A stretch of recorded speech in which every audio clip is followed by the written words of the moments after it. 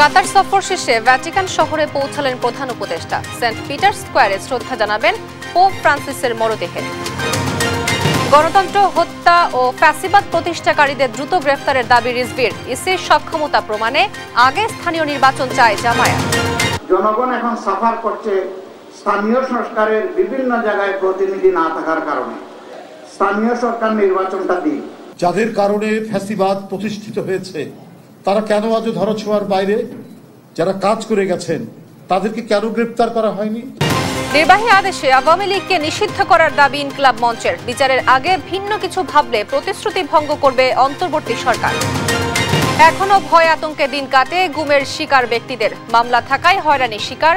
আয়নাঘরের কারিগরদের দ্রুত বিচার দাবি।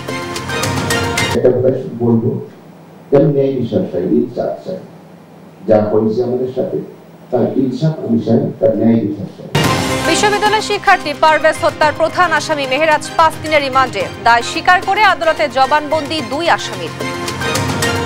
সৌদি আরবকে $100 বিলিয়ন অস্ত্র দিতে প্রস্তুত যুক্তরাষ্ট্র। ট্রাম্পের রিয়াদ সফরে আসতে পারে ঘোষণা। চীনের প্রভাব ঠেকানোই মূল লক্ষ্য। এবং অপেশাদার আচরণের কারণে তৌফিক হৃদয়কে শাস্তির সিদ্ধান্ত হতাশ ক্রিকেটাররা। দ্রুত সিদ্ধান্ত পুনর্বিবেচনার আহ্বান তামিম ইকবালের। দেখছিলেন শিরোনাম সংবাদ সন্ধ্যায়। আপনাদের সঙ্গে আছি আমি তোয়া আফরোজ। এবার বিস্তারিত। পোপ ফ্রান্সিসের শেষকৃত্যে যোগ দিতে কাতার থেকে ইতালি গেলেন প্রধান উপদেষ্টা অধ্যাপক ডক্টর মোহাম্মদ ইউনুস। স্থানীয় সময় দুপুর 2:15 রোমে পৌঁছান তিনি। এদিকে দেশের কারখানাগুলোতে নিরবিচ্ছিন্ন গ্যাস সরবরাহের লক্ষ্যে একটি স্থলভিত্তিক এলএনজি টার্মিনাল স্থাপনের সিদ্ধান্ত নিয়েছে অন্তর্বর্তী সরকার।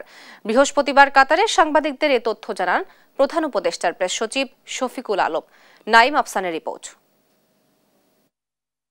বাংলাদেশ সময় সন্ধ্যা 6:15 প্রধান উপদেষ্টা পৌঁছান ইতালির রোমে। এ সময় ইতালিতে নিযুক্ত বাংলাদেশের রাষ্ট্রদূত এবং ভ্যাটিকান সিটিতে বাংলাদেশের রাষ্ট্রদূত তাকে স্বাগত জানায়। রোমে পৌঁছানোর 1 ঘণ্টা পর পোপ ফ্রান্সিসের প্রতি শ্রদ্ধা জানাতে সেন্ট পিটার স্কয়ারে যাবেন প্রধান উপদেষ্টা। পরদিন তিনি স্থানীয় সময় সকাল 9:30 সেন্ট পিটার্স স্কয়ারে পোপ ফ্রান্সিসের অন্ত্যেষ্ক্রিয়ায় যোগ দেবেন। প্রধান উপদেষ্টা রোববার স্থানীয় সময় সকাল 8টার দিকে লিওনার্দো দা ভিঞ্চি রোম ফিউমিনসিনো বিমানবন্দর থেকে দেশের উদ্দেশ্যে রওনা হবেন। সব ঠিক থাকলে সোমবার ভোরে ঢাকায় পৌঁছাবেন তিনি। এদিকে বৃহস্পতিবার কাতারের দোহায় সাংবাদিকদের প্রধান উপদেষ্টার প্রেস সচিব শফিকুল আলম বলেন, দেশের কারখানাগুলোতে নিরবিচ্ছিন্ন গ্যাস সরবরাহ নিশ্চিতে একটি স্থলভিত্তিক এলএনজি টার্মিনাল স্থাপনের সিদ্ধান্ত নিয়েছে অন্তর্বর্তীকালীন সরকার। নাইম আফসান, দেশ টিভি, ঢাকা। গণতন্ত্রকে হত্যাকারী ও ফ্যাসিবাদ প্রতিষ্ঠাকারীদের অনেকেই এখনও গ্রেফতারের আওতার বাইরে। মিথ্যা মামলায় যারা বেগম খালেদা জিয়াকে সাজা দিয়েছে তারা এখনও ধরাছোঁয়ার বাইরে। তাদের দ্রুত গ্রেফতারের দাবি জানিয়েছে বিএনপির সিনিয়র যুগ্ম মহাসচিব রুহুল কবির রিজভী।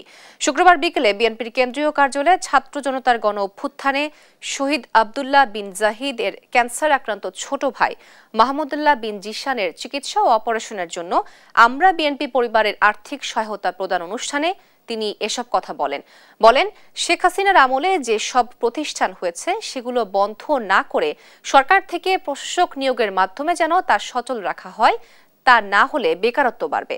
এ সময় বিএনপি নেতা শহীদ উদ্দিন চৌধুরী অ্যানি বলেন, ফ্যাসিবাদ রুখতে আইন করে আওয়ামী লীগের রাজনীতি নিষিদ্ধ করা উচিত। 60 লক্ষ বিএনপির নেতাকর্মীর নামে যে মামলা, সেই মামলা থেকে কিন্তু সবাই অব্যাহতি পায়। এর মধ্যেই আমরা আবার ফ্যাসিবাদের কণ্ঠের আওয়াজ শুনতে পাই। যাদের কারণে ফ্যাসিবাদ প্রতিষ্ঠিত হয়েছে তারা কেন আজও ধরাছোঁয়ার বাইরে? যারা প্রতিষ্ঠান ভেঙে দিয়ে গেছে, যারা ফ্যাসিবাদকে চিরস্থায়িত্ব দান করার জন্য নিজের উপর অর্পিত দায়িত্ব, সেই দায়িত্বকে শেখ হাসিনার পক্ষে যারা কাজ করে গেছেন তাদেরকে কেন গ্রেফতার করা হয়নি? ইতিহাসের সেরা নির্বাচনের অ্যাসিড টেস্ট দেখতে চান বলে মন্তব্য করেছেন বাংলাদেশ জামায়াতে ইসলামীর আমির ডক্টর শফিকুর রহমান। জনগণের ভোগান্তি বিবেচনায় দ্রুত স্থানীয় সরকার নির্বাচন দিতে সরকারের প্রতি আহ্বান জানান তিনি। শুক্রবার ময়মনসিংহে জামায়াতের কর্মী সম্মেলনে তিনি কথা বলেন। সহকর্মী ইলিয়াস আহমেদের প্রতিবেদন জানাচ্ছেন টুম্পা আফরোজ।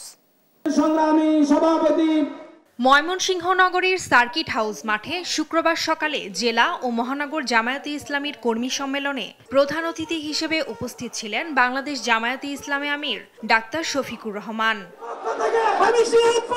এ সময় বর্তমান নির্বাচন কমিশনের কাছে ইতিহাসের সবচেয়ে ভালো নির্বাচনের এসিড টেস্ট দেখতে চান বলে মন্তব্য করেন তিনি।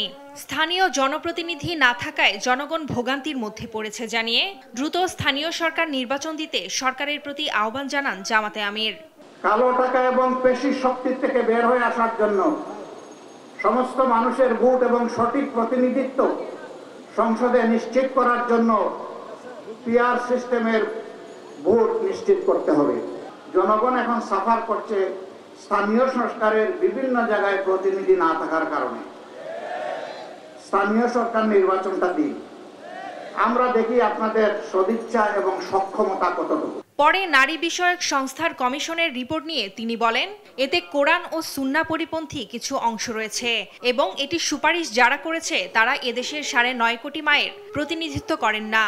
প্রতিবেদনটি সমাজকে বিপথে নেবে জানিয়ে প্রধান উপদেষ্টাকে দ্রুত এটি বাতিলের আহ্বান জানান তিনি। নারী অধিকার সংস্কারের নামে সম্প্রতি একটি রিপোর্ট জমা হয়েছে। সেই রিপোর্টের বেশ কিছু জায়গায় কোরআন এবং সুন্নাহর সম্পূর্ণ খেলাফ কিছু সুপারিশমালা পেশ করা হয়েছে। আমাদের প্রথম কথা হচ্ছে যে এই কয়েকজন এই সুপারিশ পেশ করেছেন তারা এই দেশে 9.5 কোটি মায়ের প্রতিনিধিত্ব করেন না। এছাড়া দ্রব্যমূল্যের আবারও ঊর্ধ্বগতির বিষয়ে সরকারকে সেদিকে নজর দিতে অনুরোধ করেন তিনি। সেই সঙ্গে জুলাইয়ে যারা গণহত্যা চালিয়েছে তাদের আইনের আওতায় এনে দ্রুত বিচার নিশ্চিতের দাবি জানান জামায়াতে আমির। দ্রব্যমূল্য রমজানে কিছু সহনীয় ছিল, মানুষ কিছুটা আশ্বস্ত হয়েছিল, ধীরে ধীরে এখন আবার উত্তপ্ত হচ্ছে। আমরা সরকারকে বলবো সেই দিকে নজর দেন। সমাজের শৃঙ্খলা বিনষ্টের যারা কারণ তাদেরকে পাকড়াও করুন। যারা 15.5 বছর এবং শেষ প্রান্তে এসে জুলাই আগস্টে গণহত্যা সংগঠিত করেছে তাদের কাউকে আইনের বাইরে রাখবেন না, তাদের বিচার নিশ্চিত করুন। কর্মী সম্মেলনে শুক্রবার সকাল 8টা থেকেই জেলা ও মহানগরের নেতাকর্মীরা মিছিলে মিছিলে সার্কিট হাউস মাঠে এসে জড়ো হন। নিউজ ডেস্ক, দেশ টিভি। রাষ্ট্র যখন নিপীড়ন করে তখন তার প্রভাব শুধু ব্যক্তির ওপর সীমাবদ্ধ থাকে না, পরিবার ও আশেপাশের মানুষের ওপর এর প্রভাব পড়ে।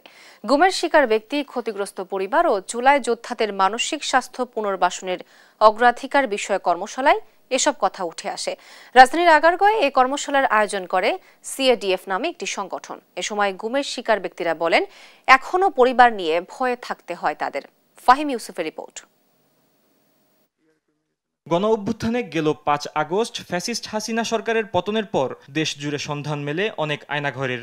এরপর মুক্তি পায় শত শত বন্দী। গেল সেপ্টেম্বরে গুম সংক্রান্ত তদন্ত কমিশন গঠনের পর ভুক্তভোগীদের কাছ থেকে 1068টিরও বেশি অভিযোগ পায় কমিশন।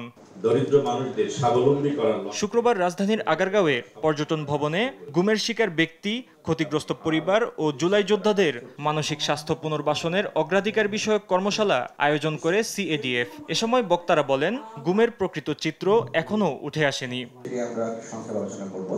কর্মশালায় গুম থেকে বেঁচে ফিরে আসা মাইকেল চাকমা, লেফটেন্যান্ট কর্নেল অবসরপ্রাপ্ত হাসিনুর রহমান, ব্যারিস্টার মীর আহমদ বিন কাশেম আরমান বর্ণনা করেন তাদের ভয়াবহ অভিজ্ঞতা।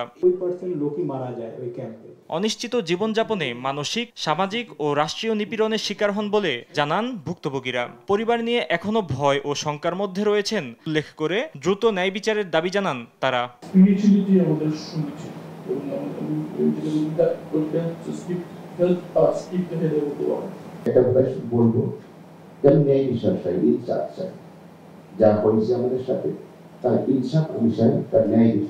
আয়নাঘর থেকে বেঁচে ফেরা ব্যক্তিরা এখনো মামলার জন্য হয়রানির শিকার হচ্ছেন উল্লেখ করে হাসিনুর রহমান বলেন, গুমের বিচার হওয়া ও গুমের শিকার ব্যক্তির পুনর্বাসনে দেরি করা উচিত নয়। আমি চরমভাবে খেপে যাই গুম কমিশনের উপরে আইসিটি করতে, আর প্রকাশের সময় যখন প্রশ্ন করে বসে হয় আমি প্রচন্ড খেপে যাই।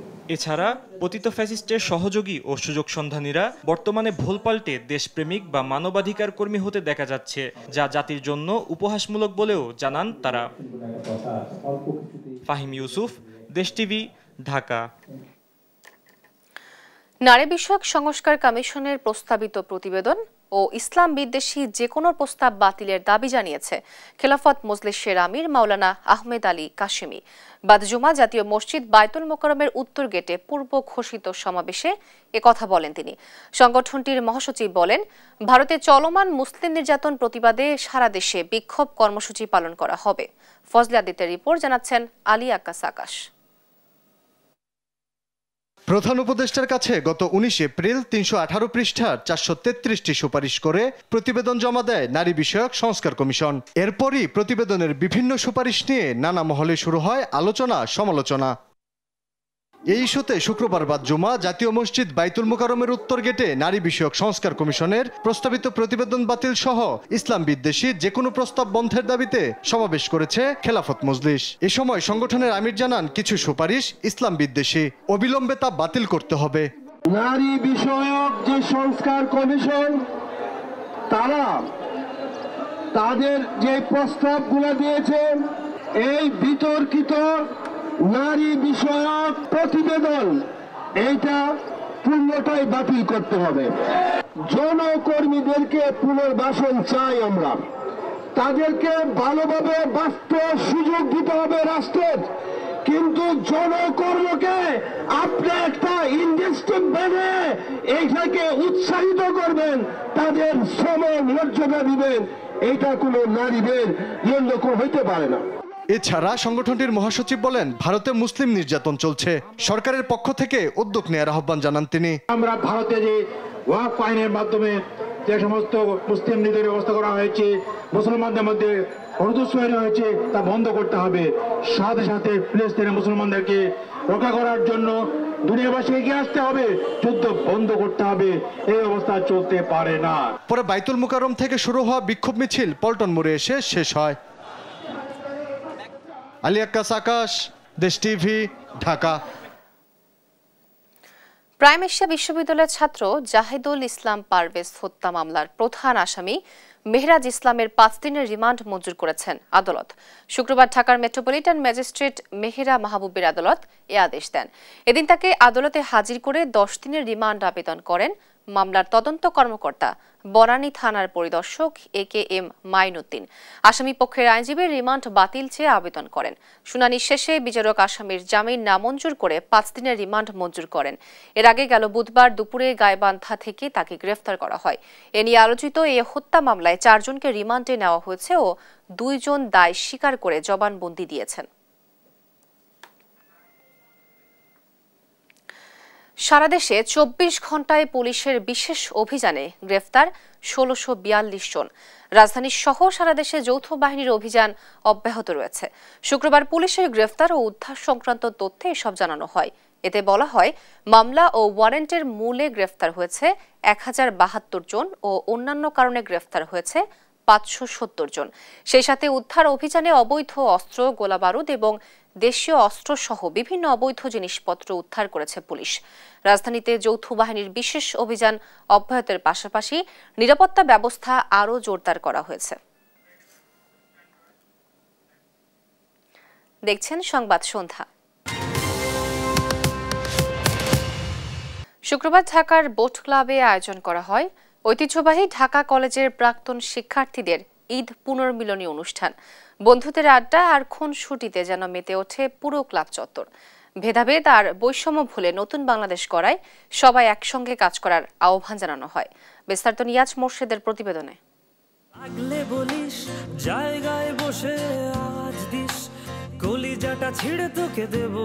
মন্ত্রিসভার কারাকারি করে ছবি তোলার দৃশ্য মনে করিয়ে দিচ্ছে বয়সের ভারে কখনো নুয়ে পড়া না বন্ধুত্ব। মনে হচ্ছে এখনো কলেজ পড়ুয়া সবাই। আড্ডার বিষয়গুলো এখনো আগের মতোই আছে। কেউ কেউ আবার ব্যাচের নাম লিখে সারিবদ্ধভাবে বন্ধুদের সঙ্গে ঘুরছে। দীর্ঘদিন পরে হলেও শুক্রবার বোট ক্লাবে এমন সব খুনসুটিতে জমে ওঠে ঢাকা কলেজের প্রাক্তন শিক্ষার্থীদের ঈদ পুনর্মিলনী অনুষ্ঠান।